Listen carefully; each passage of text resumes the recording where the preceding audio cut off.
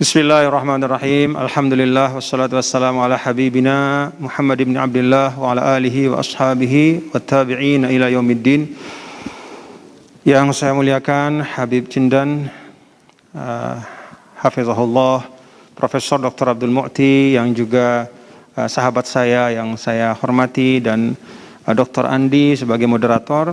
Yang saya muliakan para habaib, para alim ulama, dan para tamu undangan, bapak-bapak dan ibu yang dirahmati Allah Subhanahu wa ta'ala.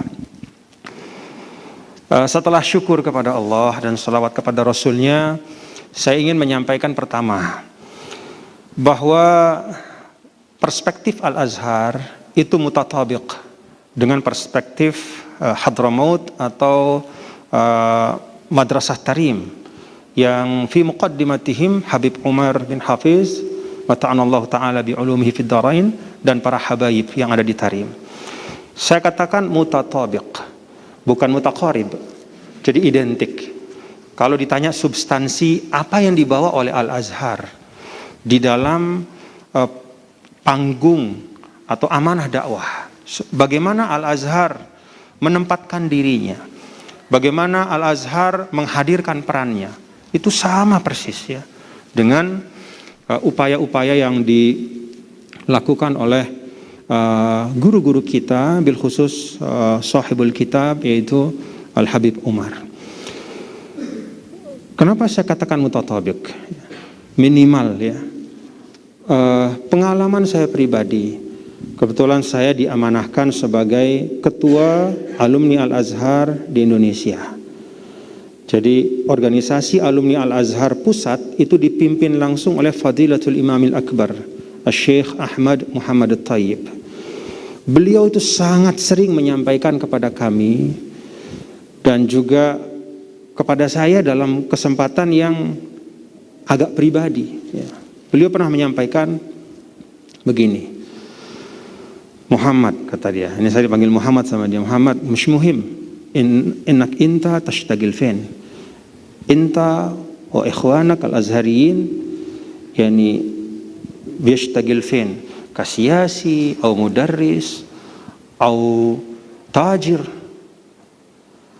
اللي يهمني إنك أنت وإخوانك تقومون بتعزيز الوسطية تعززون منهج أهل السنة والجماعة على منهج الإمام الأشعري والماتريدي. Gak penting bagi saya, kata beliau, Anda dan teman-teman para alumni Al-Azhar itu mengisi ruang perkhidmatan apa di Indonesia.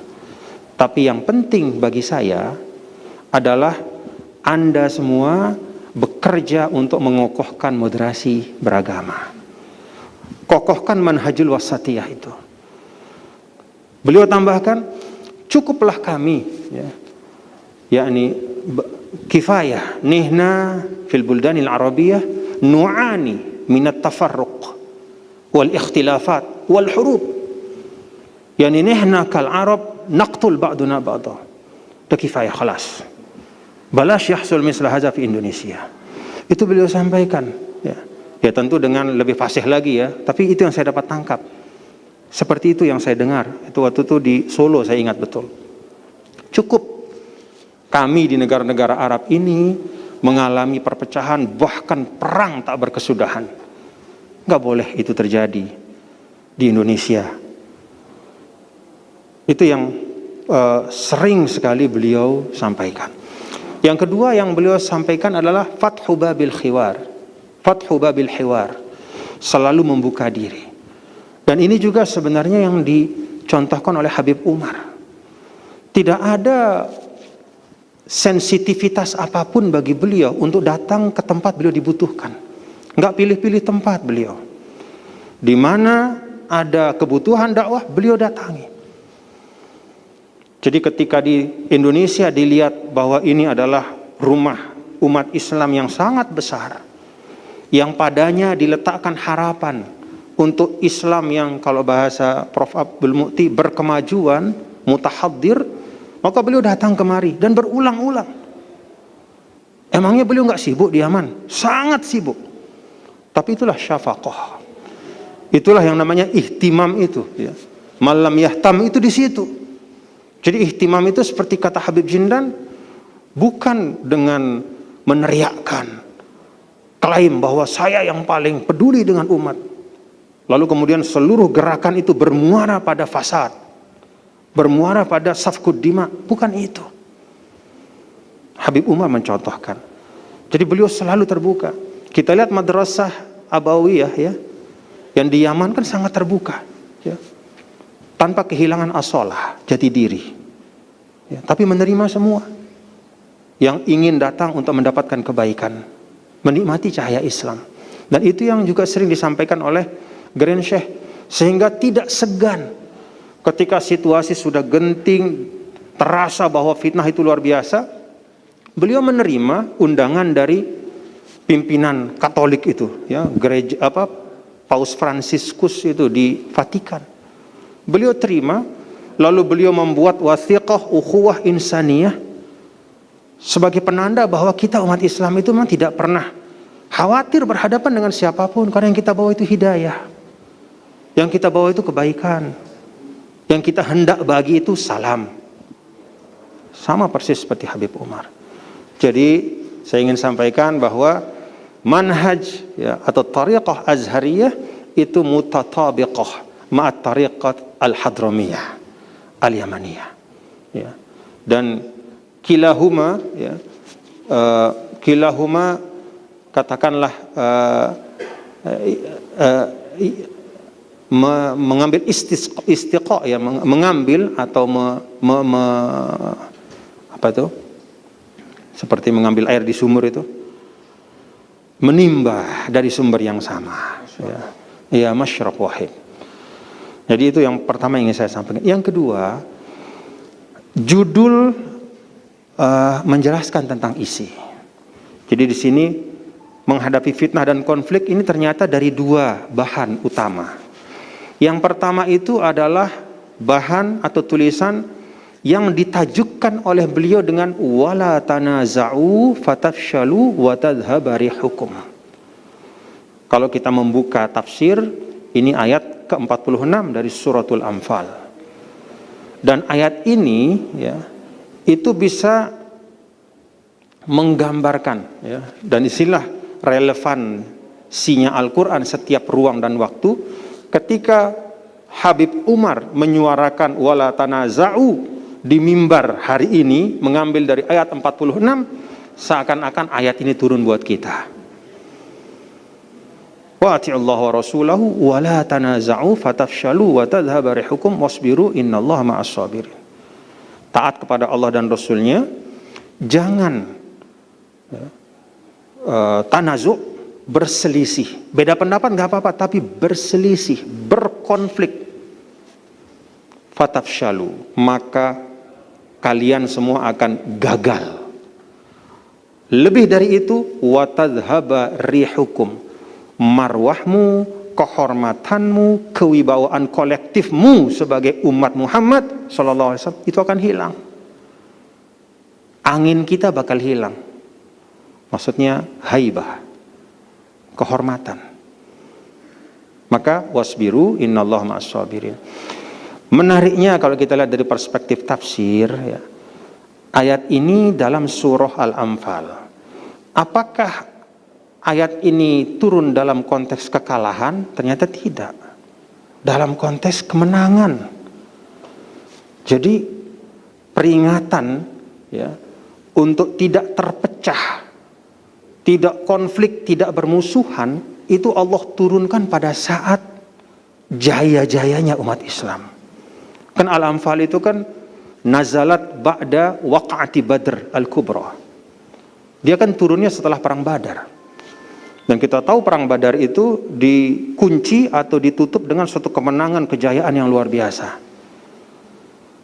Tapi ternyata yang Allah turunkan itu bukan puji-pujian, ya, bukan katakanlah memberikan suatu ungkapan penghargaan yang hebat kepada umat, enggak. Allah menurunkan setelah kemenangan itu peringatan, ya, peringatan. Jadi untuk tidak berkonflik yang menyebabkan kita gagal dalam mewujudkan tujuan perjuangan dan juga menyebabkan kita kehilangan marwah kita sebagai umat. Nah, tapi ternyata ya rupanya kita ya ini untuk buat kita sih sebenarnya, bukan buat para sahabat ya. Cuman karena memang kan Al-Quran itu kan harus istilahnya ada munasabahnya supaya dia enak gitu ya. Maka orang-orangnya dulu sahabat, tapi sebenarnya ayat ini turunnya buat kita ya. Dan ternyata terbuktilah pada Uhud ya. Jadi tanazuknya itu terbukti pada Uhud. Apa faktor tanazuk? Ya tadi itu surah Al-Anfal itu yang disampaikan oleh Al-Habib Jindan ya. Bahwa ternyata seringkali ya ini juga menjadi PR bagi kita. Seringkali semua hal baik yang kita dengung-dengungkan, yang kita teriakkan ya, yang kita takbirkan, Allahu Akbar kita ya. Kemudian ukhuwah Islamiyah kita yang sampai berbusa-busa kita omongin tuh. Begitu ada Al-Anfal, lewat itu semua. Al-Anfal itu kan rampasan perang ya. Benda-benda materi duniawi itu. Ya pedang, ya perisai, ya uang, ya onta zaman dulu. Kalau sekarang mungkin jabatan politik, kekuasaan, uang dan seterusnya, status sosial. Jadi hilang semua ukhuwah Islamiyah itu. Nah di sini menurut saya Al-Habib Umar mentajukkan bukunya dengan wala tanaza'u untuk mengingatkan kita bahwa seruan-seruan kita itu harus kita jaga konsistensinya. Jangan kemudian begitu menerima satu batu uji hilang begitu saja. Nah, di sini saya baca ya, Habib Umar tadi setelah dikutip oleh Habib Jindan ya. Beliau memberikan satu petunjuk yang sebenarnya petunjuk ini sebenarnya nggak susah-susah banget lah kira-kira gitu ya. Kalau kita mau tuh nggak susah-susah banget gitu. Yang pertama, ta'khuduna bima ta'rifun. Jadi ya kita ambil apa-apa yang baik yang sudah menjadi tradisi kebaikan di tengah-tengah kita. Kalau kita misalnya ini katakanlah secara sosial kita sudah baik guyub dengan lingkungan kita, ukhuwahnya sudah bagus, hukukul jironnya terjalin dengan baik. Jangan gara-gara beda pilihan politik putus hubungan. Ta'khuzuna bima ta'rifun. Jaga, pegang itu. Apa yang udah baik itu kita pegang. Perintah-perintah agama yang memang kita tahu dengan hati kita, hal-hal yang baik yang tumbuh berkembang di tengah kita, kita jaga. Wa tada'una ma tunkiru. Lalu yang kedua, ya kita tinggalkan hal-hal yang memang enggak sesuai dengan tuntunan Al-Quran, Rasulnya, dan juga para ulama. Lalu tuqbiluna ala amri khassatikum. Prioritaskan untuk menata mulai dari internal kita. Jadi yang kita kejauhan ngelihat ya. Kita belum beres, kita udah lihat rumah tangga orang. Kita udah lihat